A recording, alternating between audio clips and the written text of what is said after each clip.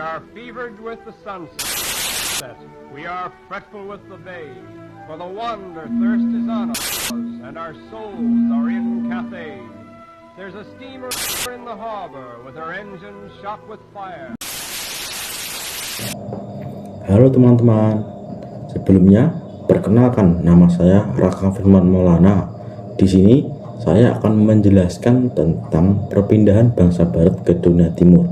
Nanti dalam penjelasan saya dibantu oleh dua orang teman saya yang bernama Royhan dan Nanda.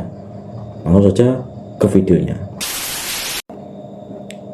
Faktor-faktor atau latar belakang bangsa Barat yang berpindah ke dunia Timur dibagi menjadi dua, yakni pertama faktor penyebab kedatangan bangsa Barat ke dunia Timur, kedua jenis imperialisme di dunia materi. Tentang faktor penyebab kedatangan bangsa Barat ke dunia Timur, ini terdiri dari beberapa faktor, diantaranya A.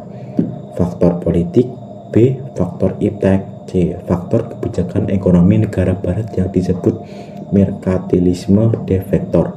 Dampak dari peristiwa revolusi industri materi tentang jenis imperialisme terbagi menjadi dua, yakni A. imperialisme kuno, B. imperialisme modern pasca Konstantinopel, ibu kota kerajaan Romawi Timur, ditaklukkan oleh Sultan Muhammad Al-Fatih II. Maka sejak hari itu para pedagang Barat tidak lagi melakukan transaksi dagang di kota Konstantinopel. Para pedagang lebih memilih berupaya mencari jalan baru ke dunia Timur untuk mendapat barang dagangannya langsung dari negeri asalnya, meskipun harus menempuh perjalanan yang sangat jauh dan penuh resiko demi mendapatkan barang dagangannya langsung ke negeri asalnya, berpotensi besar untuk meraih keuntungan yang lebih besar. Alasan Sultan Muhammad Al-Fatih II menaklukkan Konstantinopel disebabkan kedudukan yang sangat strategis dari kota tersebut. Peran dari kota Konstantinopel dalam perdagangan dunia adalah sebagai kota dagang atau transit yang terpenting di Eropa. Konstantinopel menjadi tempat perkumpulan seluruh barang dagangan yang berasal dari dunia timur. Kemudian para pedagang dari Eropa membawa barang dagangannya dari dunia timur, kemudian disebar ke seluruh daratan Eropa. Semangat Reconquista adalah semangat balas dendam bangsa Spanyol dan bangsa Portugis terhadap kaum muslimin. Penyebab timbulnya semangat balas dendam atau semangat Reconquista dari bangsa Spanyol dan bangsa Portugis, hal itu disebabkan karena kaum muslimin pernah berkuasa di semenanjung Liberia, Spanyol dan Portugis dari abad 7 Masehi sampai abad 15 Masehi. Kaum muslimin tidak mampu bertahan di wilayah semenanjung Liberia pada abad 15 Masehi. Pada abad 15 Masehi, Sultan Muhammad XII menyerahkan kerajaan Islam Granada kepada Raja Katolik yakni Ferdinand dari kerajaan Aragon dan kepada Ratu Isabel dari kerajaan Castilla. Semangat Reconquista tersebut dipraktikkan oleh kerajaan Aragon dan kerajaan Castilla. Wujud nyata semangat Reconquista atau balas dendam di semenanjung Liberia oleh kerajaan Aragon dan kerajaan Castilla dengan tindakan ekuisisi. Tujuan dari tindakan ekuisisi di semenanjung Liberia adalah jika wilayah tersebut bebas dari pengaruh Islam, pelaksanaan ekuisisi ini dilakukan secara kejam dan brutal dengan berbagai teknik penyiksaan yang sangat di luar batas kemanusiaan. Setelah wilayah Spanyol dan wilayah Portugis benar-benar steril dari pengaruh kaum muslimin, maka Portugis dan Spanyol terus melakukan semangat balas dendam terhadap kaum muslimin dengan cara menguasai negeri-negeri Islam. Maka semangat Reconquista menjadi salah satu penyebab kedatangan bangsa Barat ke dunia Timur. Yang B, faktor iptek adalah temuan kompas sebagai panduan petunjuk arah dalam navigasi. Hanya telah berubah dunia pelayaran dengan temuan kompas, maka pelayaran semakin terarah dalam mencapai wilayah atau tempat yang hendak disinggahi. Pasca temuan kompas sebagai penunjuk arah, maka acuan penunjuk arah bersifat alami seperti rasi bintang ditinggalkan. Lanjutan faktor iptek adalah tentang penemuan teori heliosentris oleh Kopernikus. Kopernikus menyatakan bahwa pusat tata surya adalah matahari dan bumi, terbentuk bulat serta mengelilingi matahari secara teoritis. Menurut teori heliosentris tentang bumi itu bulat, jika seorang berlayar dari titik A, maka akan kembali ke titik A kemuai. Teori heliosentris ini menimbulkan tantangan bagi orang-orang Eropa yang berjiwa petualangan, berupaya ingin membuktikan kebenaran teori tersebut. Maka di antara orang-orang Eropa yang berjiwa petualang ini berupaya membuktikan kebenaran pertanyaan bumi itu bulat. Ferdinand Magalhanes dan Sebastian Elcano, berkebangsaan Spanyol, telah membuktikan kebenaran bahwa bumi itu bulat.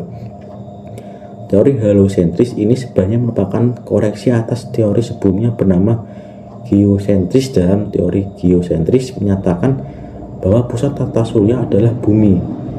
Bumi menurut teori geosentris seperti kota, sehingga kalau seorang melakukan perjalanan jauh tidak akan bisa kembali dan akan hilang karena bentuk bumi itu bukan bulat tetapi kota. Diterbitkannya buku perjalanan Marco Polo ke dunia timur abad 10 dengan judul Keajaiban Dunia Timur. Marco Polo sebagai seorang petualang berasal dari Venesia, salah satu kota dagang di Italia. Marco Polo melakukan perjalanan dengan jalur darat dan jalur laut. Ketika Marco Polo berangkat ke dunia timur melalui jalur darat dan yang dikenal dengan jalur sutra. Marco Polo singgah di beberapa negara Asia, Irak, Afghanistan, dan Tiongkok. Selanjutnya, dari negeri Tiongkok, Marco Polo kemudian menggunakan jalur laut di Sumatera. Dia menuliskan tentang ditemukannya kuda bertanduk satu. Ternyata, keterangan kuda bertanduk satu tersebut merupakan badak Sumatera dari Indonesia. Marco Polo selanjutnya menggunakan jalur laut untuk menyusuri India dan Sri Lanka. Kemudian sampai ke Venesia. Dari buku Marco Polo tentang keajaiban dunia timur, terbukalah jalur perjalanan ke negara-negara Asia oleh bangsa-bangsa Barat. Isi buku tersebut digambarkan tentang masyarakat timur umumnya masih terbelakang dan kurang maju. Ia menarik dari catatan Marco Polo mengatakan tentang peradaban Tiongkok sudah sangat maju seperti model arsitektur yang sangat indah. Ditambah lagi Tiongkok sudah menggunakan mata uang kertas sebagai alat tukar menukar dalam perdagangan, sedangkan negara-negara Eropa masih menggunakan mata uang koin berasal dari emas C faktor. Faktor kebijakan ekonomi negara-negara barat yang disebut merkantilisme sebagai penyebab kedatangan bangsa-bangsa barat ke dunia timur.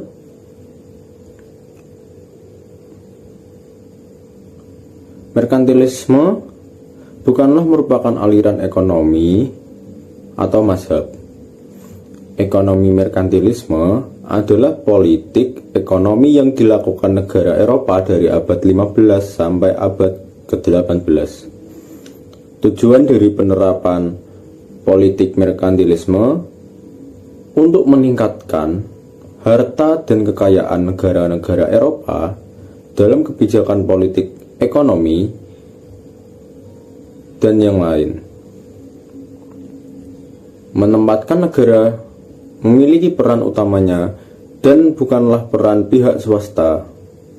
Maka di sini pemerintah memiliki peran ganda selain sebagai penentu kebijakan, politik ekonomi, dan sekaligus juga sebagai penggerak perekonomian. Merkantilisme menyatakan bahwa kesejahteraan suatu negara di semua negara Hal ini ditentukan oleh banyaknya penguasaan atas logam mulia serta besarnya volume perdagangan global. Maka, penguasaan barang berharga berupa logam mulia merupakan salah satu cerminan kekuatan ekonomi di suatu negara. Ditambah lagi dengan menjadikan nilai perdagangan suatu negara harus surplus, metode yang lazim untuk menjadikan perdagangan surplus suatu negara adalah ekspor lebih banyak daripada kegiatan impor. Akibat kebijakan merkantilisme menyebabkan negara-negara Eropa melakukan penjelajahan samudra di dunia timur. Kedatangan bangsa-bangsa Eropa di dunia timur ini memiliki 27 hal, yakni pertama untuk mendapatkan sumber-sumber komoditas dari dunia timur untuk diperdagangkan. Kedua, negara-negara Eropa berupaya mendapatkan barang berharga seperti logam mulia dan barang-barang berharga yang lain dari dunia timur.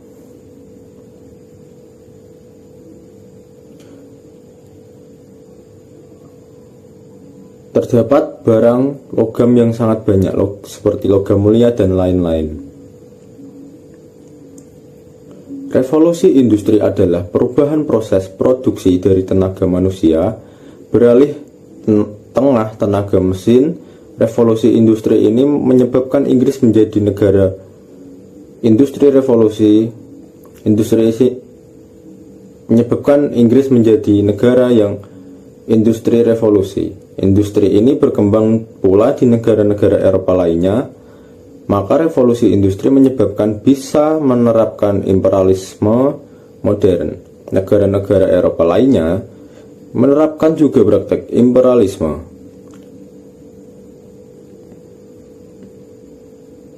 Seperti Inggris dan lain-lain. Imperialisme modern yang dilakukan oleh negara-negara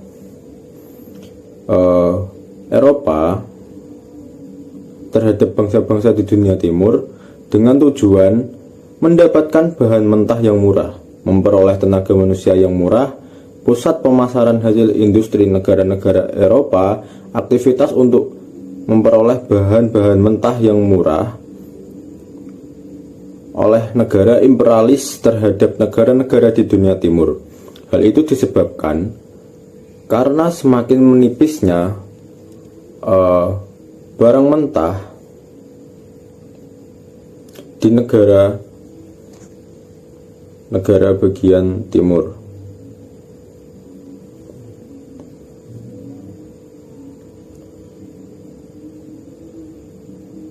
Maka penjajahan negara-negara Eropa terhadap negara-negara di dunia timur merupakan solusi dalam mempertahankan industrialisasi yang berlangsung di negara-negara Eropa. Produk industrialisasi di negara-negara Eropa ternyata tidak hanya untuk memenuhi kebutuhan lokal, tetapi juga untuk diekspor.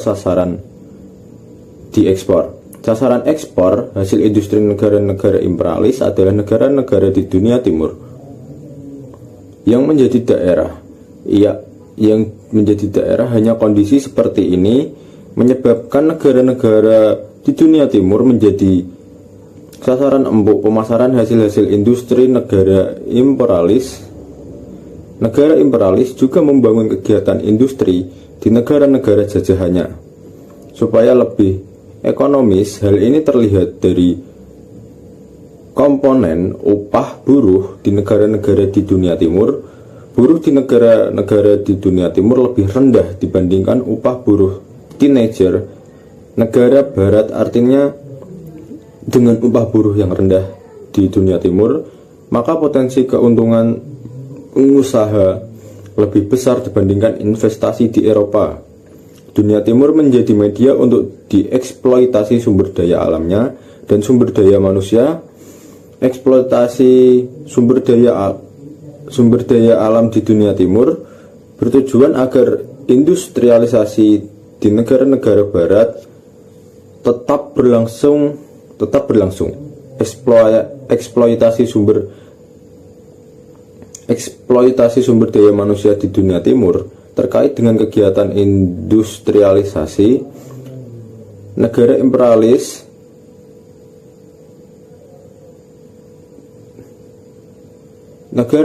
melakukan kegiatan industri oleh pihak swasta di negara-negara jajahannya karena dipandang lebih ekonomis. Bagi pihak swasta, industrialisasi di dunia timur berpotensi memperoleh keuntungan yang sangat besar dibandingkan berinvestasi di Eropa. Kegiatan industrialisasi oleh pihak imperialis tidak terlepas dari munculnya paham liberalisme. Ekonomi mengenal ciri-ciri paham liberalisme yang menjadi pijakan-pijakan Eropa melakukan industrialisasi di dunia timur adalah kebebasan berusaha, berperan pemerintah terbatas, pembuatan peraturan yang menyokong dunia usaha. C. Swasta sebagai negara lokomotif ekonomi. D. Ekonomi ditentukan oleh pasar. Materi kedua tentang jenis-jenis imperialisme. Di dunia terdapat dua jenis imperialisme, yakni imperialisme kuno dan yang kedua adalah imperialisme modern. Game Modern School ini adalah model penjajahan yang dilakukan Spanyol dan Portugis kepada negara-negara timur. Mengenai ciri-ciri imperialisme kuno adalah A. Yang pertama adalah gospel, yang kedua adalah glory, dan yang ketiga adalah gold. Jadi gospel adalah imperialisme untuk menyebarkan agama Katolik terhadap negara-negara di daerah-daerah tersebut. Maka jangan heran daerah-daerah yang pernah dalam kekuasaan penduduknya beragama Katolik. Sebagai contoh saja, 3 kertas sebelumnya bernama Sunda Kelapa sekitar abad 15 Portugis diberikan konsesi oleh negara menurut Portugis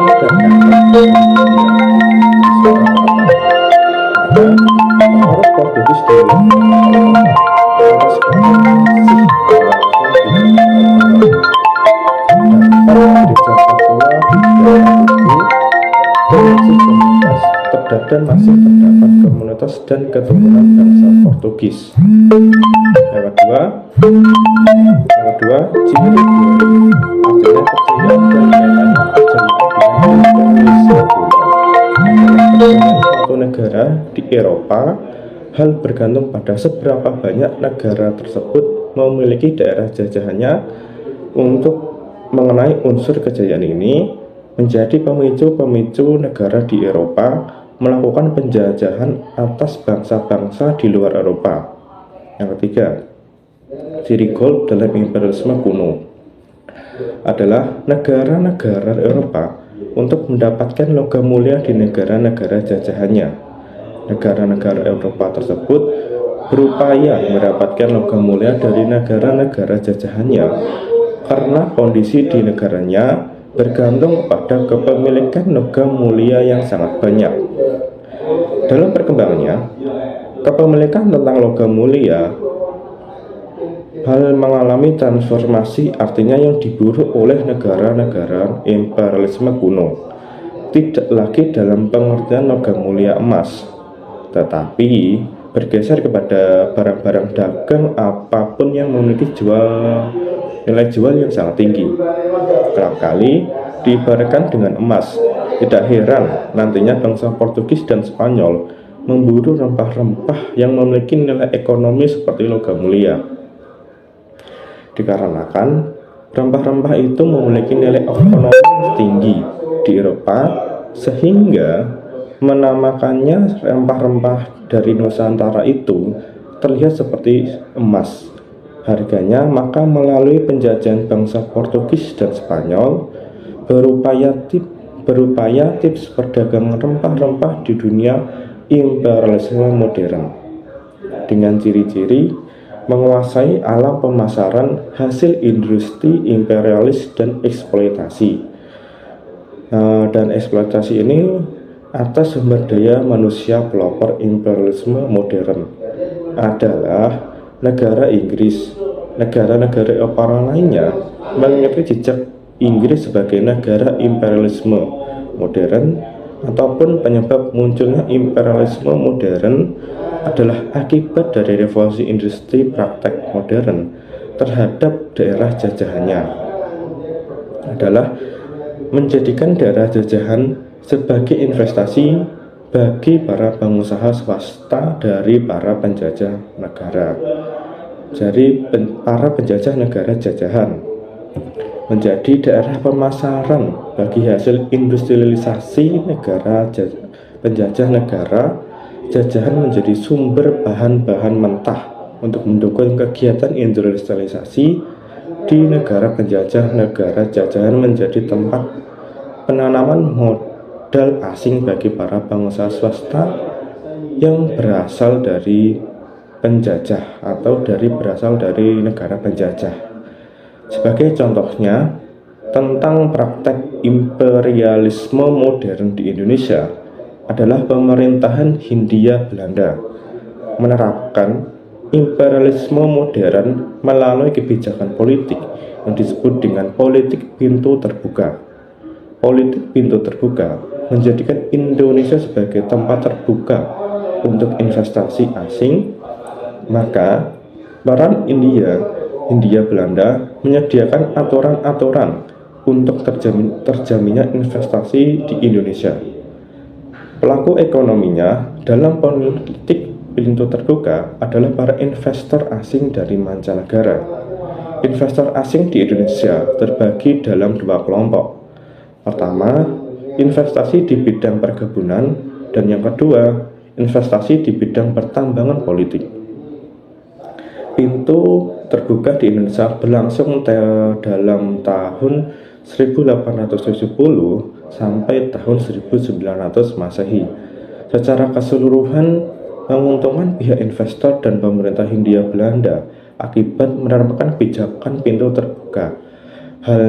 Sedangkan kondisi rakyat Indonesia dengan investasi asing melalui politik pintu terbuka dalam keadaan yang sangat miskin.